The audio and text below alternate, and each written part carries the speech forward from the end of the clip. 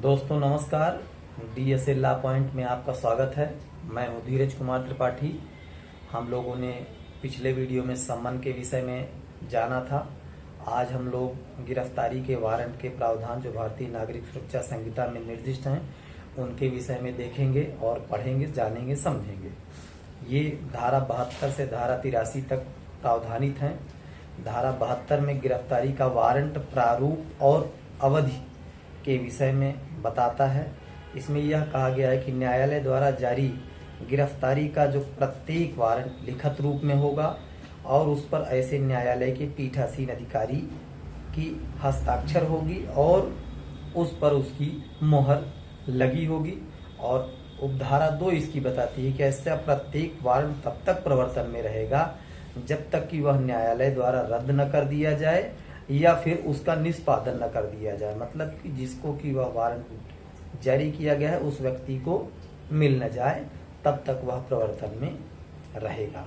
धारा 73 प्रतिभूत लिए जाने का निर्देश देने की शक्ति के विषय में बात करती है। तो किसी व्यक्ति की गिरफ्तारी के लिए जारी किया गया कोई वारंट जो न्यायालय ने जारी किया है वह स्वविवेकानुसार यह निर्देश दे सकता है कि जब उस व्यक्ति को उस समय या उसके बाद में पकड़ा जाए तब अपनी हाजिरी के लिए वह न्यायालय में उपस्थिति के लिए पर्याप्त प्रतिभूतियों सहित बंधपत्र निष्पादित कर सकता है। और ऐसा अधिकारी जिसे वह वारंट निर्दिष्ट किया गया है ऐसा प्रतिभूत या बंधपत्र लेकर के उस व्यक्ति को अभिरक्षा से छोड़ देगा और ऐसे प्रतिभू को जो भी उससे लिया गया है उसको न्यायालय के पास भेज दिया जाएगा। और ऐसे प्रतिभूत में प्रतिभूत की संख्या और जो भी सारी बातें हैं, कब न्यायालय के समक्ष उसको हाजिर होना है, ये सारी बातें उसमें लिखी होंगी। अब धारा 74 वारंट किसे निर्दिष्ट किए जाएंगे। तो गिरफ्तारी का वारंट मामूली तौर पर सामान्यतः जो है एक या अधिक किसी पुलिस अधिकारी को निर्दिष्ट होता है जिसके माध्यम से वारंट का निष्पादन कराया जा सकता है। लेकिन अगर तुरंत कोई पुलिस अधिकारी नहीं मिल रहा हो तो उसे किसी अन्य व्यक्ति के माध्यम से न्यायालय ऐसा वारंट निष्पादित करा सकेगा। लेकिन जब वारंट एक या अधिक किसी ऐसे अधिकारी को निर्दिष्ट किया गया हो तब उसका निष्पादन उन सबके द्वारा या उनमें से कोई एक निष्पादन करके उनके द्वारा किया जा सकता है। अब धारा 75 वारंट किसी भी व्यक्ति को निर्दिष्ट हो सकेंगे।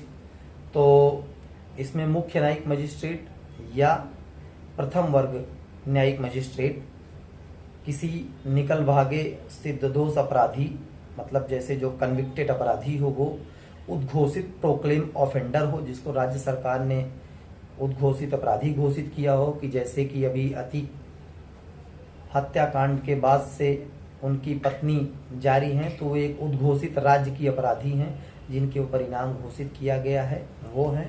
और ऐसा व्यक्ति जिसने कोई अजमानती अपराध किया हो उसका वह अभियुक्त हो और गिरफ्तारी से बच रहा हो तो ऐसा गिरफ्तारी करने के लिए वारंट अपनी स्थानीय अधिकारिता के भीतर किसी भी व्यक्ति को निर्दिष्ट कर सकता है।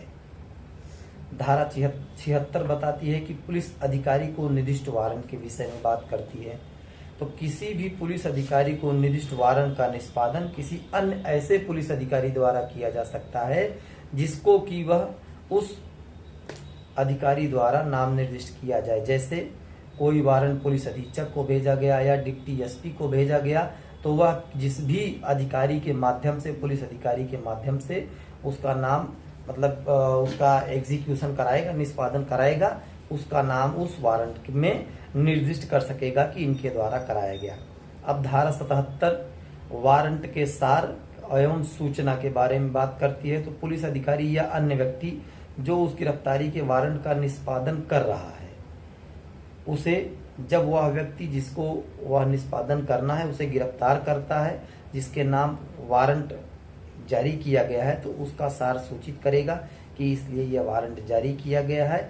और अगर वह कहता है कि नहीं हमें यह वारंट दिखाया जाए तो उस वारंट को उस व्यक्ति को दिखाना आवश्यक होगा जो उसका उस समय निष्पादन कर रहा है। धारा 78 बताती है कि गिरफ्तार किए गए व्यक्ति का न्यायालय के समक्ष अविलंब लाया जाना। तो जिस भी व्यक्ति को वारंट के निष्पादन के दौरान गिरफ्तार किया गया है, अगर धारा 73 के अधीन उससे प्रतिभूति नहीं ले ली गई है और वह विधि द्वारा अपेक्षित है, तो न्यायालय के समक्ष ऐसे व्यक्ति को अविलंब लाया जाएगा। और वहां यह एक ध्यान देने की बात है कि जब उसकी गिरफ्तारी की जाए, उस गिरफ्तारी से यात्रा के समय को छोड़ करके 24 घंटे के भीतर न्यायालय के समक्ष उसको हाजिर करना होगा। ये बहुत महत्वपूर्ण प्रावधान है। धारा 79 वारंट कहाँ निष्पादित किया जा सकता है, तो इसका तो हम लोग बहुत पहले से जानते हैं और अभी भी ये भारतीय नागरिक सुरक्षा संहिता में प्रावधानित है कि वारंट का निष्पादन भारत के किसी भी स्थान में कहीं भी किया जा सकता है जहां भी व्यक्ति वह पाया जाए। अब धारा 80 है कि अधिकारिता के बाहर अगर वारंट भेजा जा रहा है तो उसके विषय में क्या प्रावधान दिए गए हैं। तो जब वारंट का निष्पादन जारी करने वाला न्यायालय अपने अधिकारिता के बाहर किसी व्यक्ति के लिए वारंट भेज रहा हो, तो वह किसी ऐसे पुलिस अधिकारी को निर्दिष्ट करने के बजाय डाक द्वारा या अन्यथा किसी कार्यपालक मजिस्ट्रेट को या जिला पुलिस अधीक्षक को या पुलिस आयुक्त को भेज सकता है, जिसकी स्थानीय अधिकारिता की सीमाओं के अंदर ऐसा व्यक्ति वहां पर रहता हो, निवास कर रहा हो। और ऐसा अधिकारी जब उसका निष्पादन हो जाए तो उसका पूर्व में जितनी उपबंधित रीतियां हैं उसके प्रकार से उसका निष्पादन करवाएगा।